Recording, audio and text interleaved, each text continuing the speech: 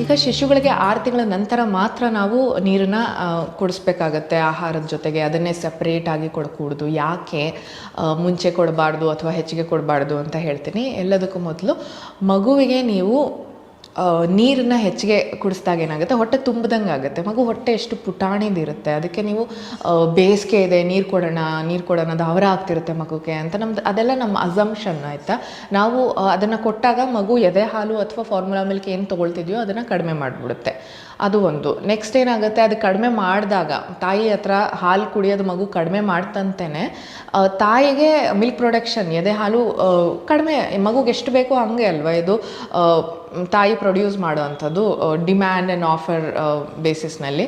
So ಇದು ಕಡಿಮೆ ಆಗ್ತಾ ಹೋಗುತ್ತೆ. ನಂತರ ಪೌಷ್ಟಿಕಾಂಶ ಇರೋದು ನೀರನ್ನೆಲ್ಲ ಎದೆ ಹಾಲು ಅಥವಾ ಫಾರ್ಮುಲಾ ಮಿಲ್ಕ್ನೆಲ್ಲ 6 ತಿಂಗಳ ತನಕ ಮಗುಗೆ ಬೇಕಾಗಿರೋದು ಎಲ್ಲ ಪೌಷ್ಟಿಕಾಂಶ ಅದರಿಂದ ಸಿಕ್ಕಿ ಮಗುವಿನ ಇಮ್ಯುನಿಟಿ ರೋಗ ನಿರೋಧಕ ಶಕ್ತಿ ಬೆಳೆಸುವಂಥದ್ದು, ತೂಕ ಚೆನ್ನಾಗಿ ಆಗೋವಂಥದ್ದಕ್ಕೆ ಎದೆ ಹಾಲು ಕೊಡ್ತೀವಿ. ನೀವು ನೀರನ್ನು ರೀಪ್ಲೇಸ್ ಮಾಡಿಬಿಟ್ರೆ ನೀರಲ್ಲಿ ಏನಿದೆ ಪೌಷ್ಟಿಕಾಂಶ ಅಂಥದ್ದಿಲ್ಲ. ನೀರು ಒಂದು ಅವಶ್ಯಕತೆ ಅಷ್ಟೇ, ಅದರಲ್ಲಿ ಪೌಷ್ಟಿಕಾಂಶ ಇರೋದಿಲ್ಲ.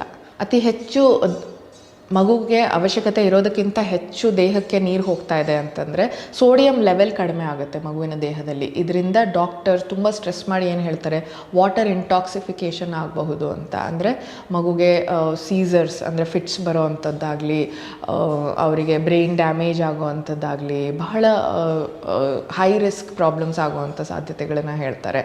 ಮತ್ತು weight loss is another issue. ಈಗ ನಾವು ಮುಂಚೆ ಮಾತಾಡ್ತಿದ್ದ ಟಾಪಿಕ್, ಈಗ ಮಗು ಕಡಿಮೆ ಆಹಾರ ತೊಗೊಳಕ್ಕೆ ಶುರು ಮಾಡುತ್ತೆ ಅಥವಾ ಕಡಿಮೆ ಹಾಲು ತೊಗೊಳಕ್ಕೆ ಶುರು ಮಾಡಿದಾಗ ಏನಾಗುತ್ತೆ, ಆಬ್ವಿಯಸ್ಲಿ ಅವ್ರಿಗೆ ಬೇಕಾಗಿರೋ ಪೌಷ್ಟಿಕಾಂಶ ಸಿಕ್ಕದೆ ನೀರು ತುಂಬಿಸ್ಕೊಂಡೇ ಇರ್ತಾರೆ ಮಗು ಹೊಟ್ಟೆನಲ್ಲಿ.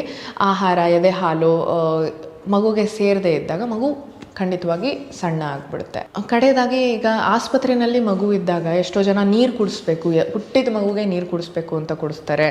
ಗ್ಲೂಕೋಸ್ ವಾಟರ್, ಸಕ್ಕರೆ ನೀರು ಕುಡಿಸ್ತಾರೆ, ಇನ್ನೂ ಏನೇನೋ ಇರ್ಬೋದು ನನಗೆ ಗೊತ್ತಿಲ್ಲ, ನಾನು ಕೇಳ್ಪಟ್ಟಿದ್ದೀವು. ಇವನ್ನೆಲ್ಲ ಮಾಡೋದ್ರಿಂದ ಏನಾಗುತ್ತೆ, ಮಗುವಿನಲ್ಲಿ ಜಾಂಡಸ್ ಬಿಲಿರುಬಿನ್ ಲೆವೆಲ್ ಹೆಚ್ಚಿಗೆ ಆಗಿ ಮಗುಗೆ ಜಾಂಡಸ್ ಬರೋ ಸಾಧ್ಯತೆಗಳಿರುತ್ತೆ.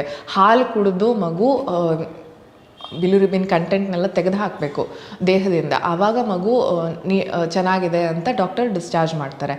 ನೀವು ಹೆಚ್ಚಿಗೆ ಈ ಥರದ್ದು ಏನಾದರೂ ಮಾಡೋಕ್ಕೆ ಹೋದರೆ ಆಸ್ಪತ್ರೆಯಲ್ಲೇ ಮಕ್ಕಳನ್ನ ಇಟ್ಕೊಂಡು ಅಲ್ಲೇ ಬೇರೆ ಥರ ಟ್ರೀಟ್ಮೆಂಟ್ ಕೊಡಬೇಕಾಗುತ್ತೆ. ಸೊ ದಯವಿಟ್ಟು ಆಸ್ಪತ್ರೆಯಲ್ಲಿ ಈ ಥರ ನೀರು ಕೊಡೋದಾಗಲಿ, ಸಕ್ಕರೆ ನೀರು ಕೊಡೋ ಅಂಥದ್ದು, ಗ್ಲೂಕೋಸ್ ನೀರು ಕೊಟ್ಟರೆ ಮಗುಗೆ ಶಕ್ತಿ ಬರುತ್ತೆ ಅಂತ ಏನಾದರೂ ಗೊತ್ತಿದ್ದು ಯಾರಾದರೂ ಮಾಡ್ತಿದ್ದಾರೆ ಅಂದರೆ ದಯವಿಟ್ಟು ನಿಲ್ಲಿಸಿ ಅದನ್ನು.